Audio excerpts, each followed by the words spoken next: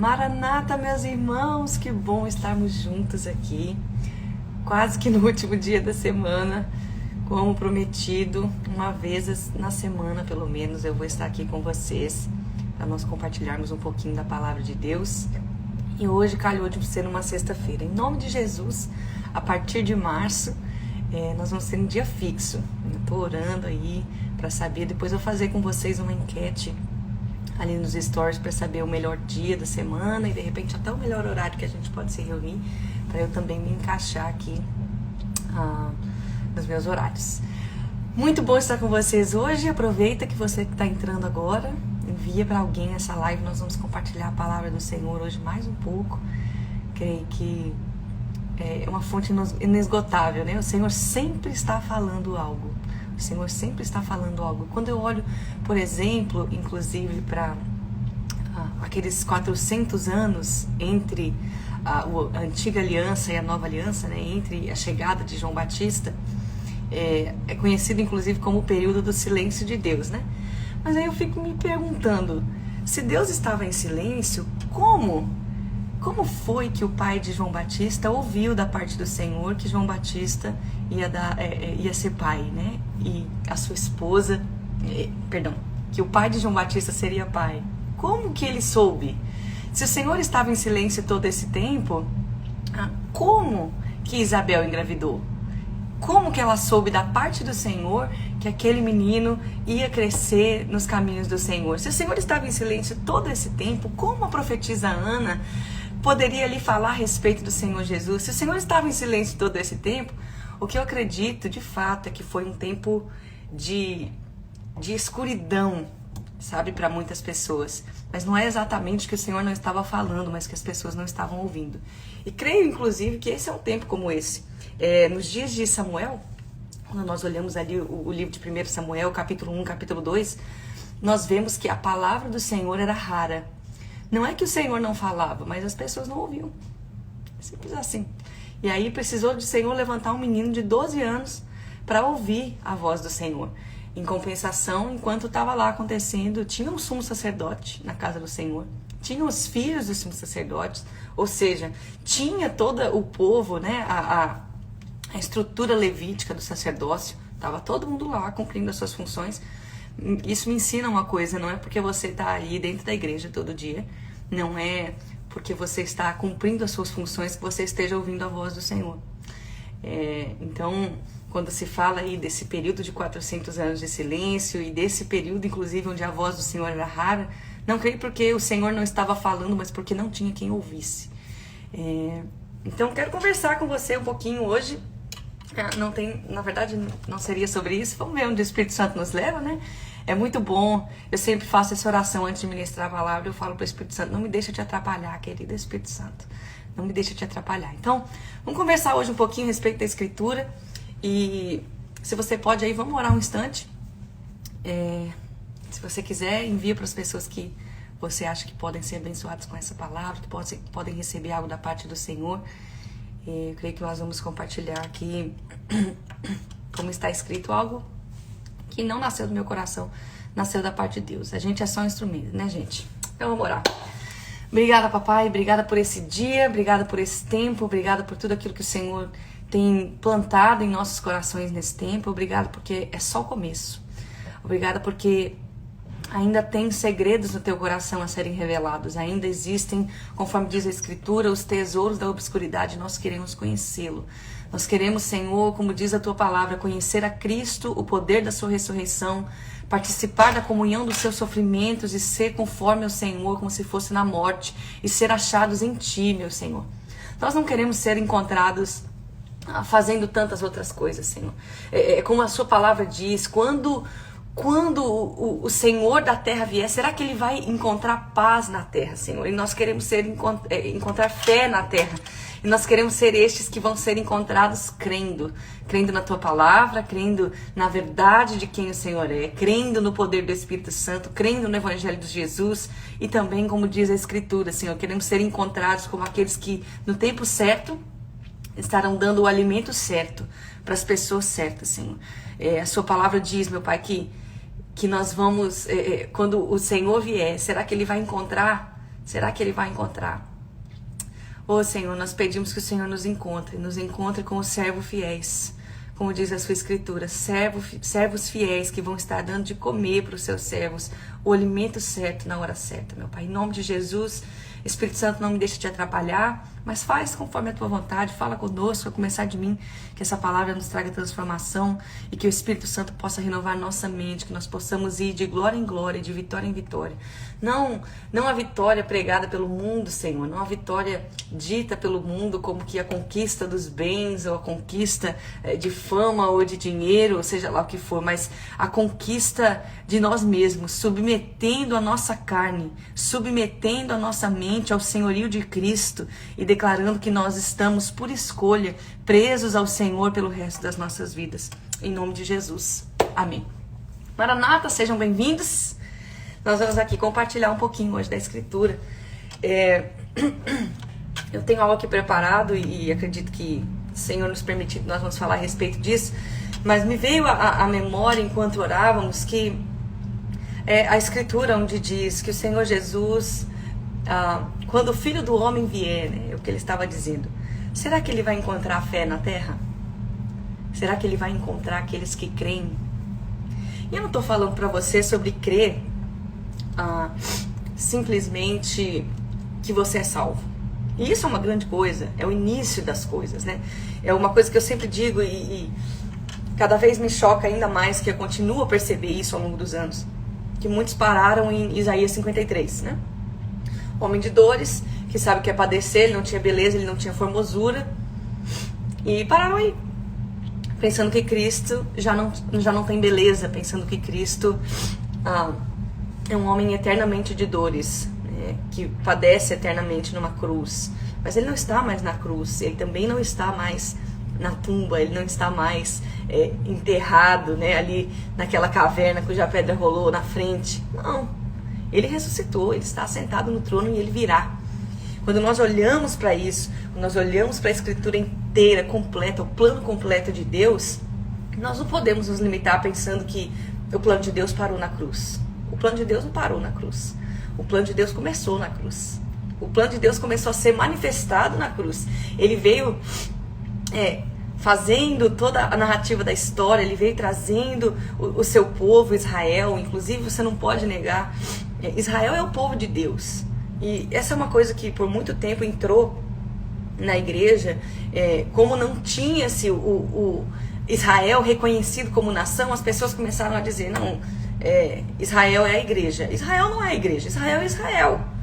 E a igreja é a igreja. E existem promessas para ambos. E nós fomos enxertados, nós, os gentios, fomos enxertados no Senhor. Nós fomos enxertados na promessa.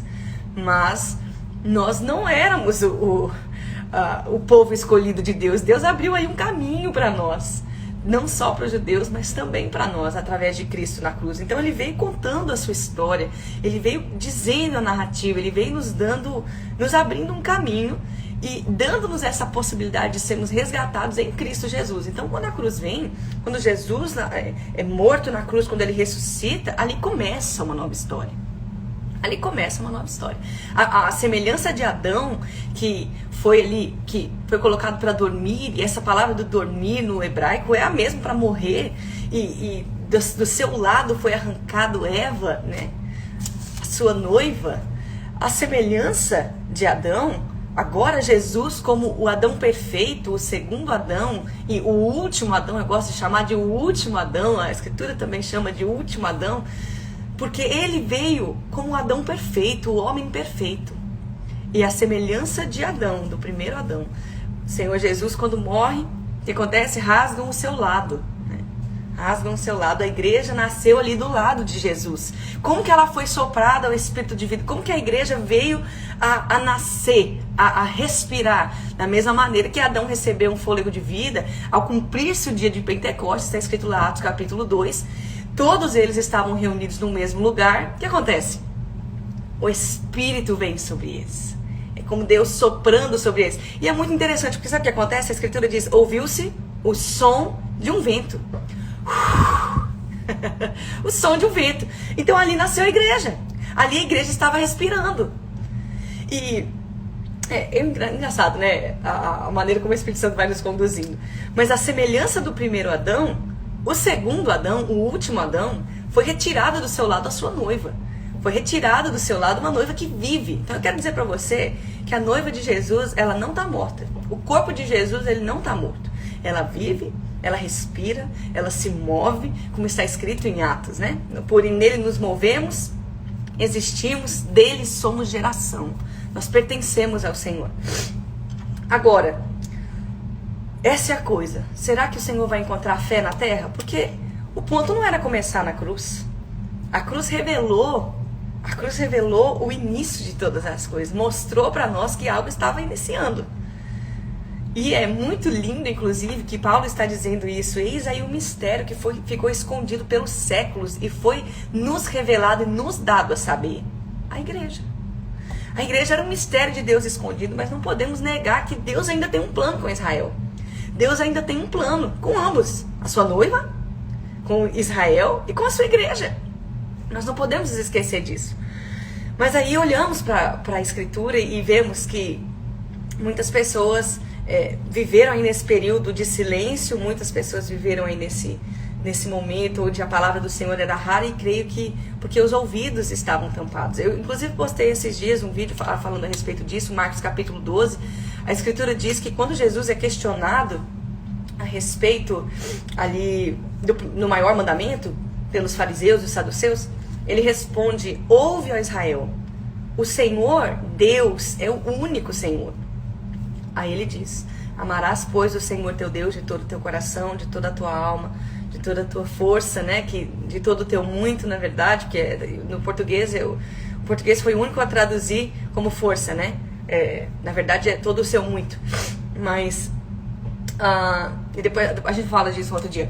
E com todo o teu entendimento. Quando ele fala sobre isso, ele coloca tudo num pacote, o primeiro mandamento. Como ouve, Israel, ouve. Mas Romanos capítulo 10, verso 17, está dizendo o seguinte: a fé vem pelo ouvir, o ouvir pela palavra de Deus.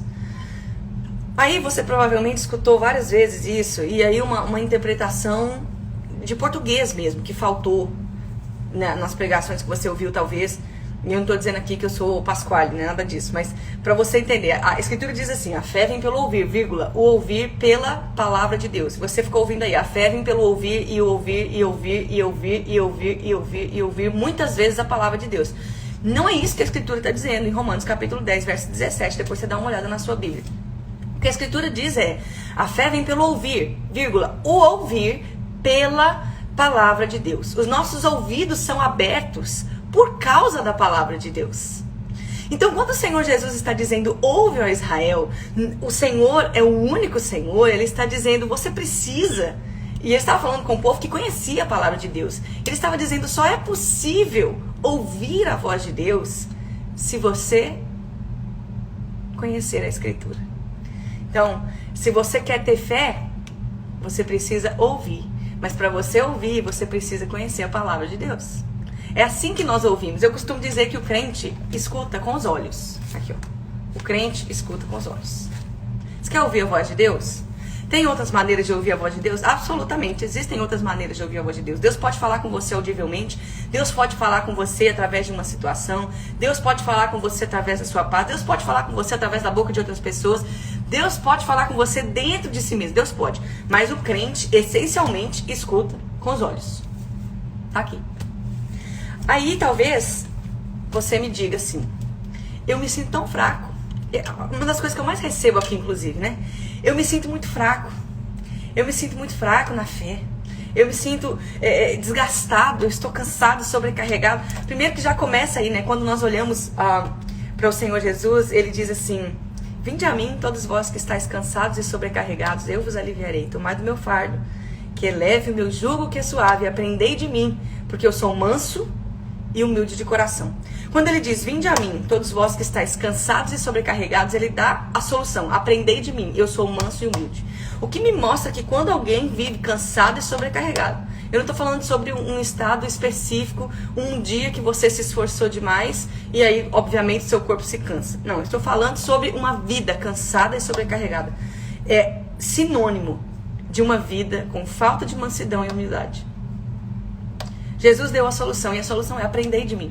Mas aí você me diz, eu estou fraco, eu estou cansado. E aí muitas pessoas vão dizer assim, mas a alegria do Senhor é a nossa força. E de fato é. Mas o que nós interpretamos? Nós interpretamos da seguinte maneira: quando eu estou feliz, quando eu estou alegre no Senhor, por causa do Senhor, então eu sou forte. Se eu não estiver alegre por causa do Senhor, então eu estou fraco. Mas não é isso que a Escritura diz. A Escritura está dizendo, a alegria do Senhor, não a minha alegria no Senhor, é a alegria do Senhor, é a nossa força. Quando o Senhor está alegre, nós somos fortes. Estão comigo? Porém, o que acontece? A Escritura também nos diz, sem fé é impossível agradar a Deus. Veja, se sem fé eu não posso agradar o coração de Deus, sem fé eu não posso fazer com que o Senhor esteja alegre comigo. É impossível agradar a Deus. Aí veja, se quando o Senhor está alegre eu sou forte, mas sem fé é impossível agradar a Deus, o que eu preciso fazer para estar forte? O que eu preciso fazer para sair dessa vida fraca na fé? Primeiro, eu preciso ouvir. Eu preciso me cercar, eu preciso me alimentar da palavra de Deus. O meu coração vai sendo cheio de fé.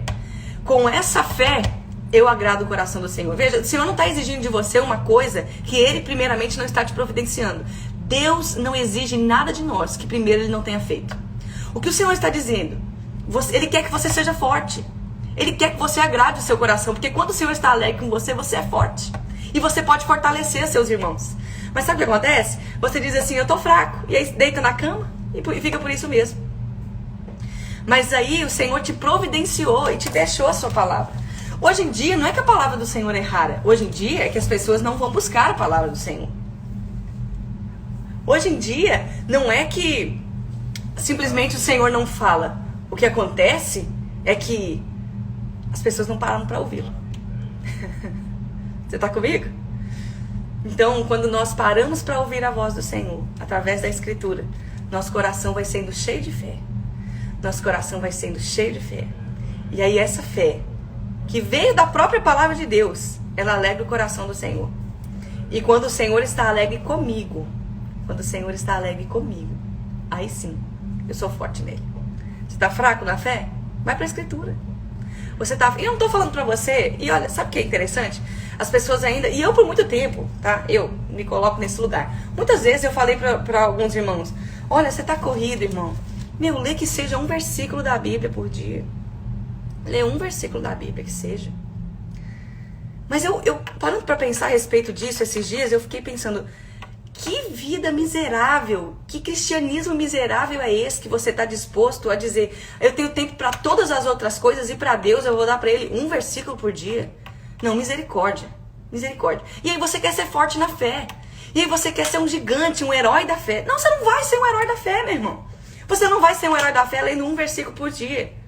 Não, você tem que se debruçar nas Escrituras. E é por isso, e foi exatamente isso, porque muito tempo nós pregamos assim, ó, se você não tem tempo para o Senhor, dá o resto para Ele, dá as migalhas para Ele, dá o que sobra para Ele, dá um versículo por dia, que nós levantamos uma geração que prega um versículo por dia, que prega uma pregação de versículos isolados. É porque a culpa é nossa, eu me incluo nesse pacote, porque a gente não disse para você, porque a gente não quis puxar você, porque a gente não quis ser pesado para você, pensando que isso te faria algum dia despertar e crescer na fé. À medida que você fosse lendo um versículo, você leria mais, você ia para um capítulo, você ia para... A gente não quis pressionar a igreja. O que nós fizemos? Dissemos, não, pode ler um versículo por dia. E agora a gente senta para reclamar dizendo, meu Deus, essas pregações de versículos isolados. A gente que fez essa palhaçada, velho. Mas eu quero dizer pra você, não basta ler um versículo por dia. Não basta. Não basta você dar as suas migalhas pra Deus. É como eu disse muito tempo atrás, essa foi a minha oração, inclusive a minha vida na minha mocidade. Eu decidi dedicar ao Senhor a minha mocidade, porque eu me recuso a entregar para Deus uma vida cansada, depois que eu já fiz tudo que eu queria fazer, agora na velhice, depois, né? Agora não, graças a Deus eu ainda tô nova.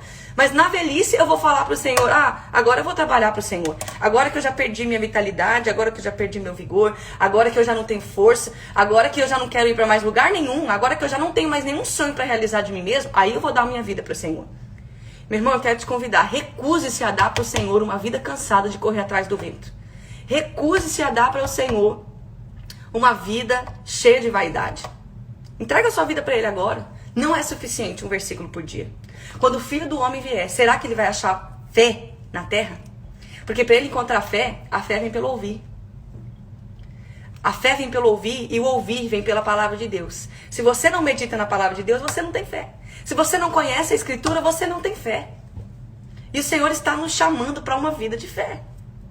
Mas pela Escritura. Não é crer no Deus que a gente criou na nossa cabeça. É a fé que crê no Senhor, não importa o que Ele vai fazer. É como está escrito, o Senhor Jesus falou disso. Eu me impressiono quando eu olho, por exemplo, para João Batista. E João Batista diz assim, ele está preso, né? Essa é uma outra história, uma outra parte da história maravilhosa, inclusive. Mas João Batista está preso e ele envia seus discípulos para conversarem com Jesus e perguntar para ele, é você mesmo ou a gente tem que esperar outro? A gente tem que lembrar que talvez até o próprio João Batista esperava um rei político naquela época. Apenas um Messias político. Veja, Israel estava dominado sob o governo de Roma. Todos eles, inclusive os zelotes, quando você vê, você vai estudar mais um pouquinho, eles eram radicais em acreditar num Messias político. Apenas. Meu marido até fala um pouco sobre isso no livro dele, Se Deus Estivesse Aqui. Se você não conhece, corre lá depois na Compaixão Store. É a nossa loja aí no Brasil. Todos os nossos produtos vão para missões integralmente, 100% do lucro que chega, nem vem para nossa mão, vai direto para missões, vai direto para o campo missionário. Porque nós queremos fazer parte daquilo que Deus vai fazer na terra, nós queremos fazer parte enviando missionários. E aí, meu irmão, meu esposo até aborda um pouco disso, né? Essa mentalidade que o judeu tinha nessa época. A mentalidade apenas de um Messias político, aquele que ia libertar Israel e ponto, acabou. Ia governar, ia trazer paz, né? Isaías capítulo 11, onde o lobo habitaria com o cordeiro, o leopardo se deitaria junto ao cabrito, não se faria mal nem dano algum em todo o santo monte, porque a terra se encheria do conhecimento da glória de Deus, como ainda se encherá do conhecimento da glória de Deus, como as águas cobrem o mar. Abacuque capítulo 2 libera a mesma palavra. Eles esperavam um político, um rei político. Ainda hoje, é engraçado porque a história se repete, né? As pessoas ainda estão esperando que a solução do mundo, o mundo vai melhorar com um político. Mas amém. Vamos pular essa parte.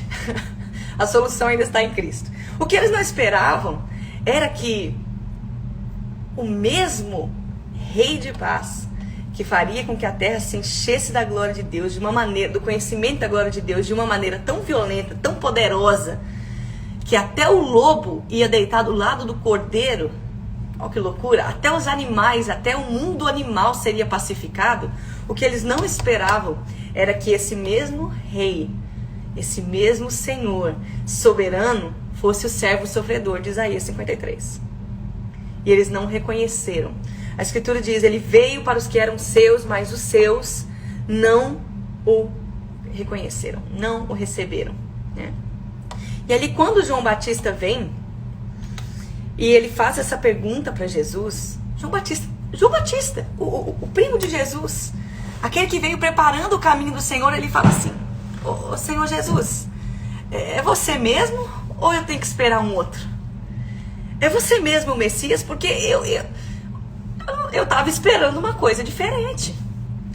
É você mesmo aquele que há de restaurar todas as coisas ou eu tenho que esperar outro? Ou eu entendi errado? E muitas pessoas olham ainda hoje a maneira do Senhor de trabalhar e ficam questionando. Será que o Senhor vem mesmo? Será que Ele vem para restaurar todas as coisas mesmo? Será que Ele está chegando? Elas perderam a sua esperança. Porque elas passaram a olhar para as coisas da terra. Até João Batista teve dúvidas e ele vai lá perguntar para Jesus, ele diz para o Senhor Jesus, através dos seus discípulos, és tu ou devemos esperar outro? E aí Jesus diz para eles, olha, muitos cegos são curados, muitos mortos ressuscitam. E eu acho muito interessante essa resposta de Jesus, porque ele não diz todos, né? Não foram todos. A resposta de Jesus para ele foi, bem-aventurado, não tá, amor? Bem-aventurado é aquele que não se escandaliza de mim. A resposta do Senhor Jesus para João Batista foi: bem-aventurado o que não se escandaliza de mim. Então, eu acredito que essa é a resposta ainda que o Senhor Jesus quer nos dar. É a resposta que o Senhor Jesus está nos dando nesse tempo. Se você não crê, conforme diz toda a Escritura, não um versículo isolado que você leu um dia na semana e falando que, beleza, eu cumpri meu protocolo hoje. Não. Se você não mergulhar em toda a Escritura, talvez você se escandalize do Senhor. Porque você vai ficar num posicionamento como que o mesmo de João Batista, que ainda que amava o Senhor, que ainda que preparou o seu caminho, não esperava que o mesmo rei era também um servo sofredor. Essa mentalidade nós precisamos romper nas nossas vidas, de que esperar que o Senhor vai fazer só de um jeito ou só de outro, porque nós só lemos um trecho da Escritura, porque nós só ficamos com um trecho, com um pedaço da Escritura. O Senhor quer nos dar, nos encher de fé, para que essa fé agrade o seu coração, para que nós estejamos fortes. Porém, nós precisamos fazer isso através da Escritura, e você não vai fazer isso lendo um versículo por dia. Então, quero dizer para você, não basta ler um versículo por dia. Você precisa mergulhar em toda a Escritura. Que ser fiel ao Senhor aqui, abrindo essa live, ainda que rapidamente. Foi uma semana bem corrida, tem muitas novidades chegando por aí. Mas eu não quis deixar de cumprir o meu compromisso com o Senhor, de vir aqui ao menos uma vez na semana, compartilhar um pouquinho da palavra do Senhor. Eu quero dizer para você, a fé vem pelo ouvir, o ouvir pela palavra de Deus. Se você está fraca porque você entristece o Senhor com a sua falta de fé, vai para a Escritura. Um só versículo não é o suficiente. Medita nela inteira, para que quando o Filho do Homem vier, ele encontre fé na terra. Fé em quem ele é, não no Deus que você criou da sua cabeça. O Senhor te abençoe e te guarde. O Senhor levante o rosto sobre você e faça resplandecer sobre você a sua glória. O Senhor tenha misericórdia de você, com as misericórdias que se renovam a cada manhã. O Senhor te dê a paz que excede todo o entendimento, em nome de Jesus. Maranata.